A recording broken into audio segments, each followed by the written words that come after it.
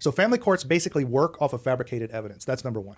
Number two, there's really no appeal from family courts. So family courts, unlike normal, like civil courts or criminal courts, there's almost no appellate options out of a family court. So the judges operate with no oversight and just do whatever they want. And third, and this is the big one, there are massive federal programs that were instituted in the late 1970s that pay states trillions of dollars to tear families apart.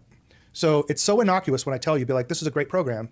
But like in Texas, we get 66 cents on the dollar put into the Texas Treasury for every dollar of child support that's paid, right? So the state is now highly incentivized to issue the maximum amount of child support.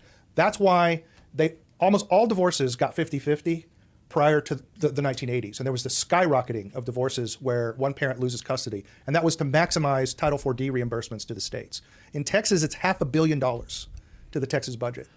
If the state is profiting off of child support? Correct. And in most states, the Judicial Retirement Fund is funded from this money. So the more child support that's issued from the family courts, the larger the judicial retirement. And it's a massive program. It's the size of the largest defense programs. So the incentives are absolutely huge. To get people to pay child support? Correct. Even married people, to get them to break up and then have to pay each other child support? Absolutely, yeah. So because you would think the best child support would just be 50-50 custody and let people raise their kids. The best child support is to raise your own kid. That's the best child support. But they don't do that. Most states actually have laws prohibiting the courts from doing that. Texas has a family code in which it's assumed to be in the child's best interest that one parent get 24% of the time. And the reason 24% was chosen precisely is it maximizes Title IV-D reimbursement to the state at 24%.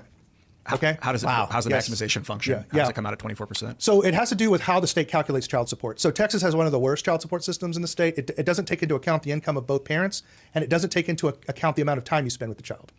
So there are fathers out there with 49% of the time that are paying maximal child support still.